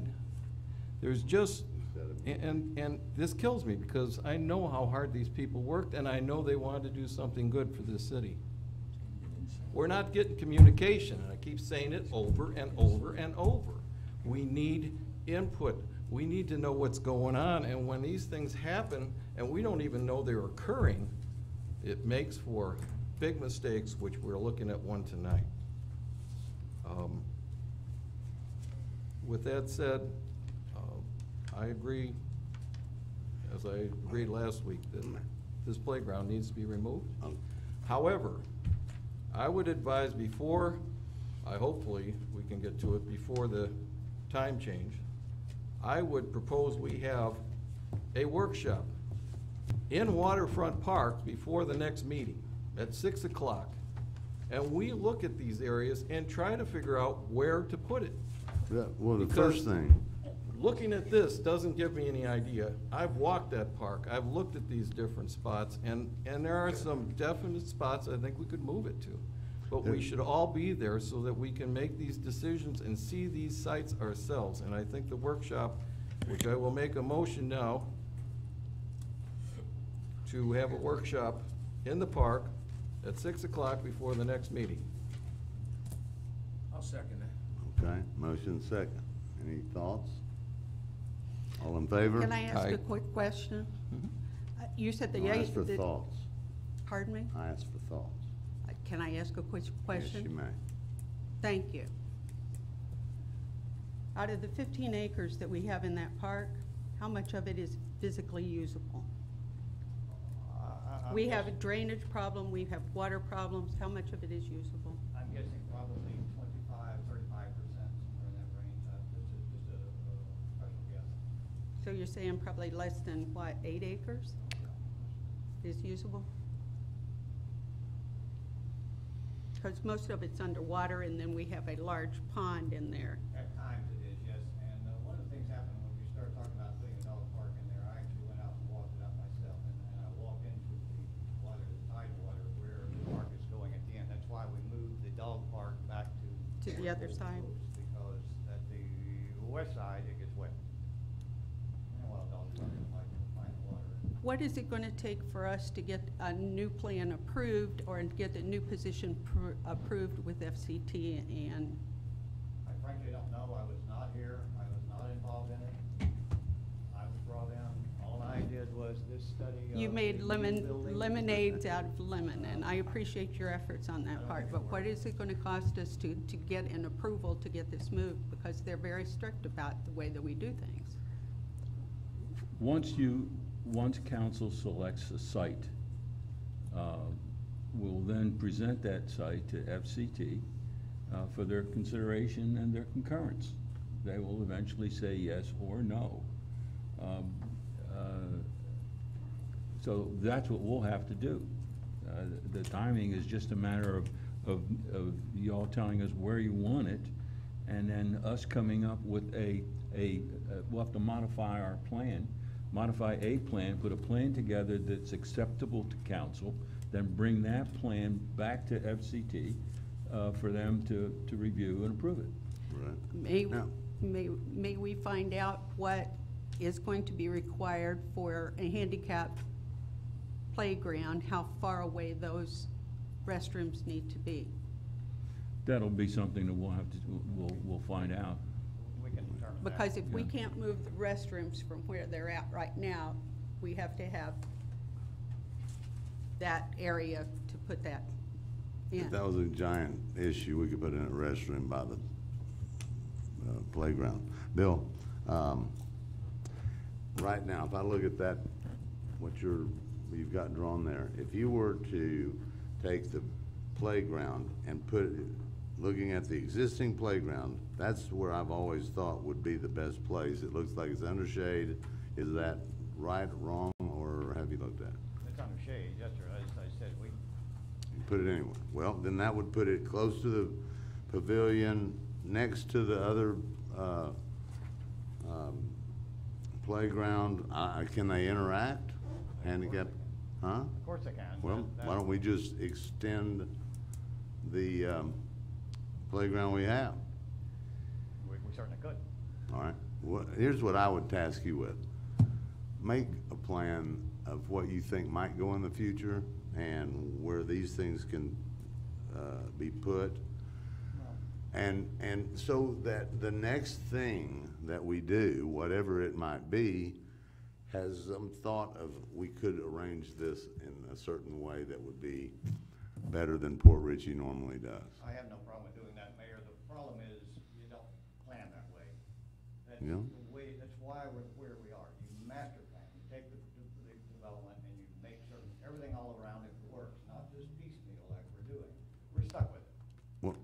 We're stuck with a pavilion and a playground, and you can play with the rest of it, handicap. I'd frankly like to erase it and start over again, but, Well, I knew that, you just kept resisting me. you know, I mean, that's what we really need to do but we can certainly do whatever you like to do, you know.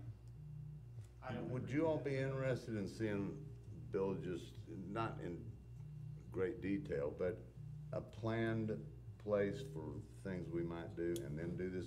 He can bring that to the workshop. Can I make a comment about that motion that's on the floor? See, understand, a workshop's a meeting, okay? And if you're gonna meet there, okay, it doesn't need to be videoed. I'm gonna want tables, I'm gonna want some place for the public to address, 3 minutes open, and numerous things like that. If your goal is to walk around together, can I recommend that Mr. Muse be there? You can all go there, as long as you don't chat amongst yourselves, you can all meet down there to be, you know, Mr. Muse can take a couple of, you know, as long as you're not talking amongst yourselves, might be a better way to do this, okay? I mean, it's, you know, you can all sit there, if you wanna have a workshop, you know, I'm gonna call for a pledge of allegiance and some tables, and the public gets to come. You're not gonna be able to walk around 2 or 3 of you going off into the woods without the public reasonable accommodation, that they could follow you to hear what you're saying. Do you understand? The public has a right to hear conversations between you. A Well, I know workshop when for we what did- you're trying to accomplish could be a little difficult. When we did the Unless you wanna noise do it in ordinance, the park, and you know, at tables.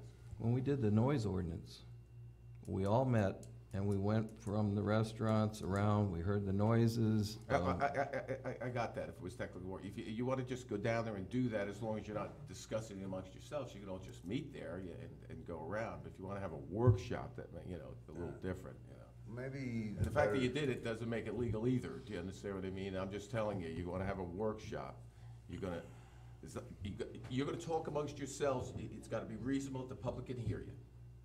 Walk around with you. Well, we don't have Stand to next to you. talk. You understand? I mean, you can't all just go down there and start walking around with Bill Muse and just start walking around the park. Bill, would it Okay. be, excuse me, Jim, I'm sorry. Good. Would it be a very difficult thing to put together a couple of places, put one with orange tape around it? This is a possibility, this is a possibility, and Yeah, if you'll just go down there, there's nothing wrong with that. Just don't call it a workshop and a meeting. Do you understand what I mean? We could I know, we publicly can't notice talk that to you one go. another out there. So you're not talking amongst yourselves, you understand what I mean? But you could be there and a couple of you could be Mr., and then switch around and everything. Do that, but if you call it a workshop, you know, where you're gonna discuss it, well, you know, 2 of you can't get Councilman? together and discuss it without the public hearing what you're talking about. In the past, we had a design charrette at the park. Say That what? was, when we worked on the master plan, back in Just kidding. 2013, 2014, we had what was called a design charrette at the park, and it was a publicly noticed meeting. Anybody could come, Right. and we had maps, and people were able to give their ideas about what they would like to see in the park. So Right. we did have a similar meeting to that in the past. You could do that, something, as opposed to a workshop. Okay, workshop's a little more formal. And you called this a, design. It was called the design charrette. Yeah, in other words, yeah, it's kind of what I'm saying. You could say, look, all the council members are going down there. You could say a few words to them, as long as you don't go off in the woods and talk by yourself. I think that would be fine. So you're just gonna meet there for informational purposes. Right, and there was no business Kind of like the jury going out to the decisions crime made. scene, okay? yeah.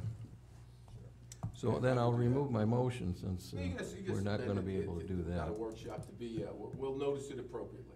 Do you think it would be worthwhile to stake out a couple areas as possibilities so we aren't We'll just do looking that. at it? We'll do that. I want it to be very clear. I understand my directions from the last meeting, and I understand them from this meeting. Our people will begin to dismantle the existing playground as quickly as we possibly can, begin to organize that. It may necessitate outside assistance. It may not. I'll come back to council and let council be aware of it. But I will attempt to begin to remove those structures as quickly as I possibly can. Okay, Bill, could I get a copy of the design plans? I just find it hard to believe that we got that much, 3 feet by 3 feet on every one of those posts. I just wanna see. Okay, do you have those? No, sir. Pardon me, no, sir, I don't. We'll have to go by someone's, we can go dig and determine what they are, but no, sir, they were put in without plans, so that's It's not They were putting swings down the ground, really? Well, I don't know. If they put a yard of concrete on 17 poles, that's pretty serious.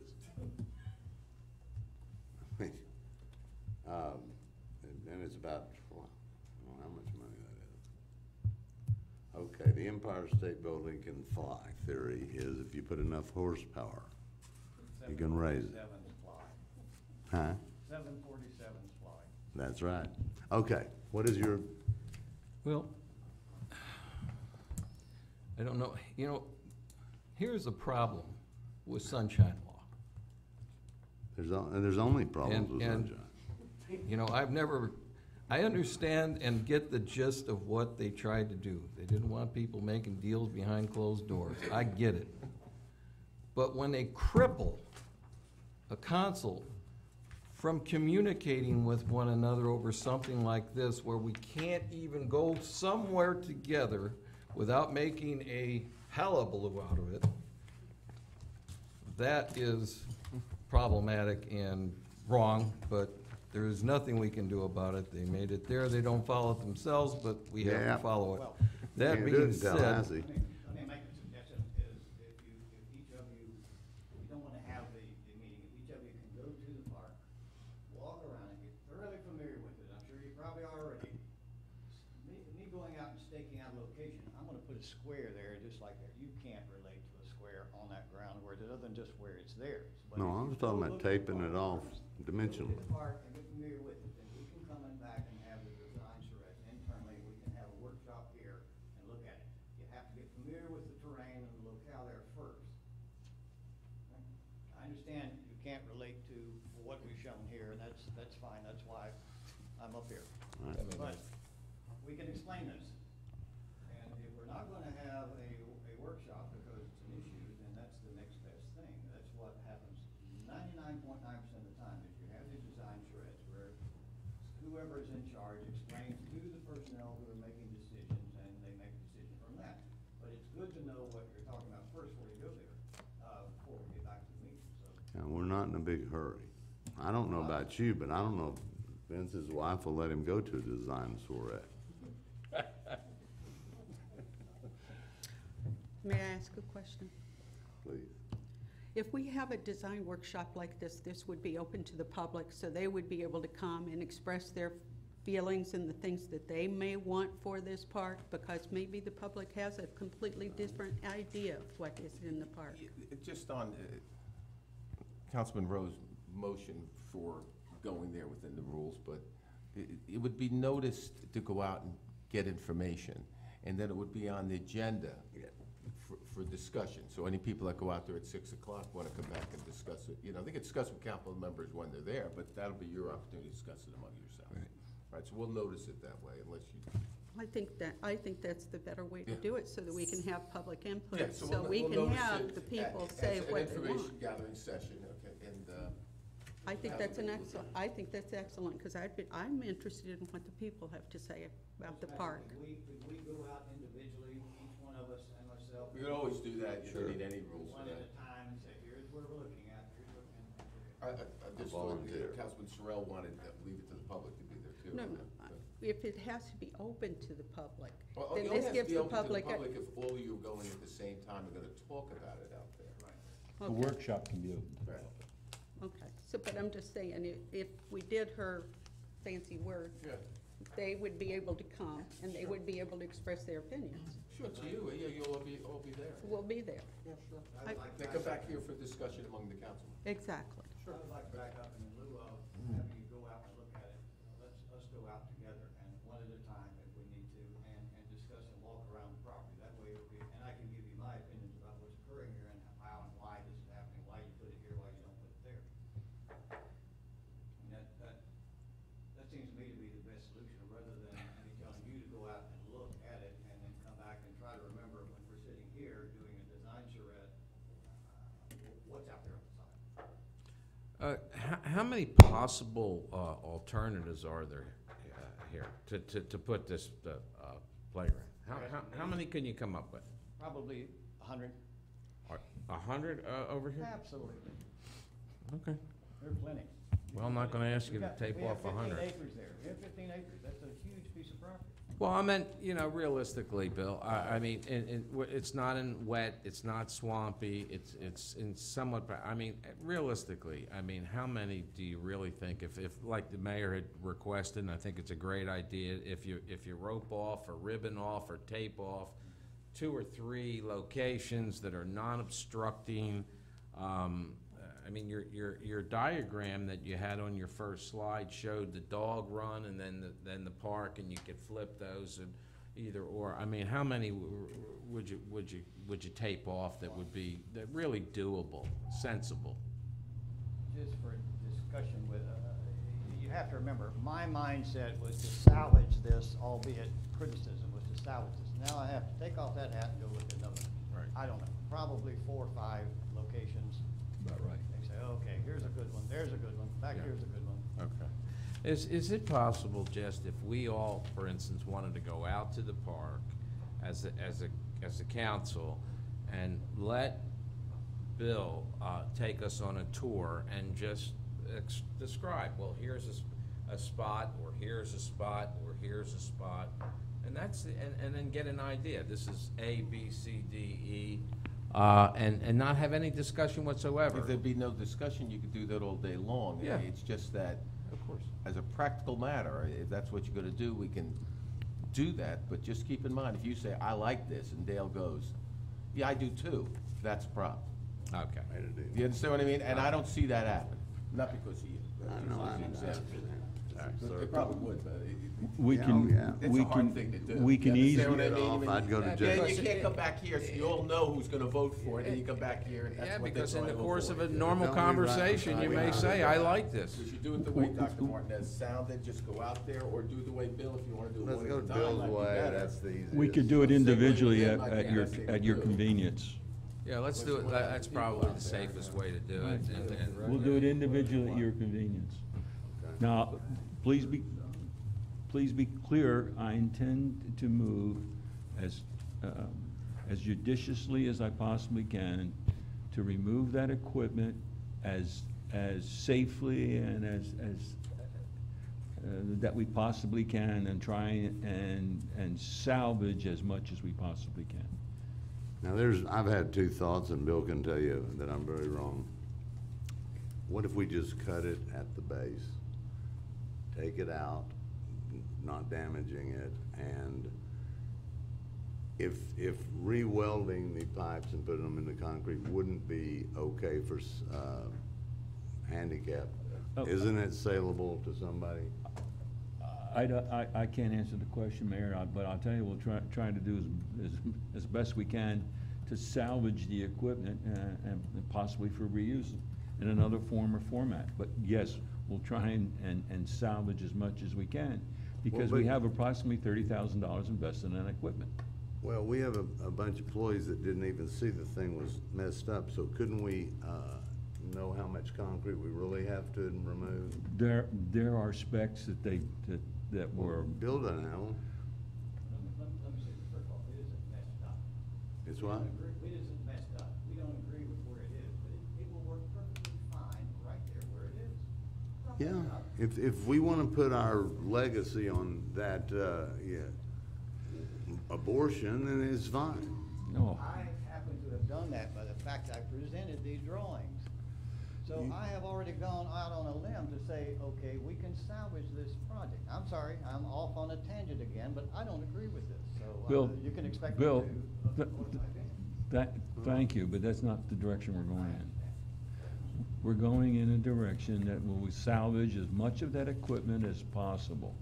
And at one point in time, this council will come to agreement at the specific location. And at that point in time, we'll come and we'll redesign and put up something that gives us the flexibility for the future. Are we all happy? So. To be clear, are we meeting with Bill? No, we are not all happy. Wait a minute. Agreed. I revoked, Pulling it out, okay. yes. So Johnson? you'll all meet with him privately? Yeah. Well, that's what I was gonna ask. Is that favorable with council? Yeah. Can we do it before the next meeting? You wanna have a workshop? No, let's go individually. Yeah, well, Can- at can you each find the council specs? person's Concrete. convenience, if you'll give us a call, we'll meet you at the site, and we'll walk the site and discuss the issues. And at that one point in time after that, we'll form at the next meeting, we'll establish a workshop at that meeting, and you can discuss it with the public. Before the meeting. Before the meeting. Sounds like a plan to me. I missed, but go ahead, that's all right, you got it? Yeah. And a bat cage.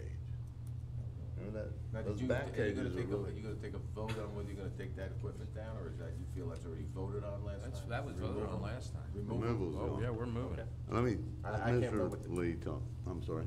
Mr. Mayor? Yes, sir. I think we're probably getting close to the end, and I want I to hope so. I want to get this in.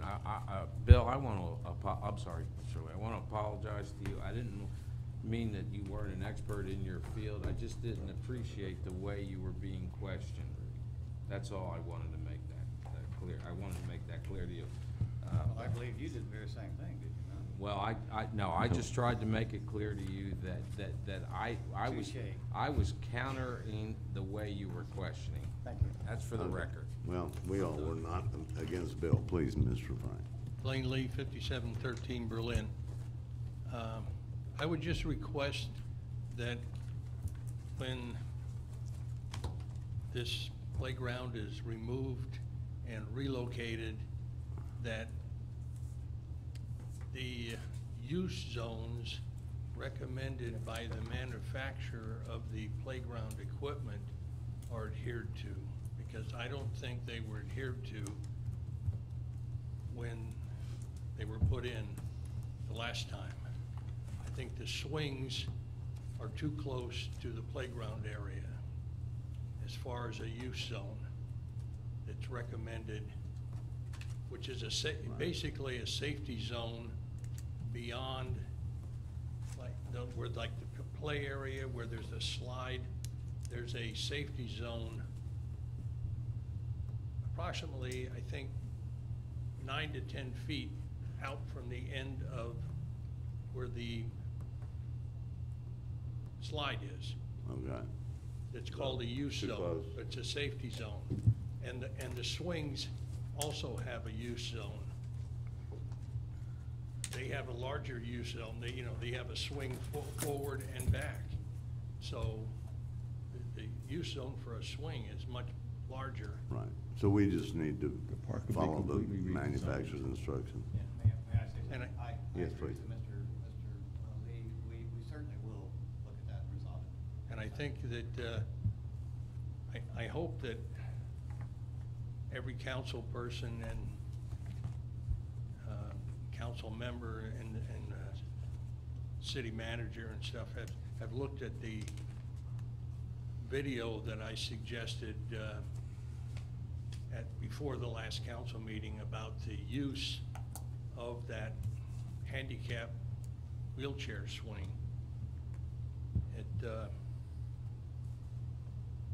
It seemed, when it was first brought up, if you remember, I said it was used as a battering ram in a lot of cases, and that's why it's not recommended.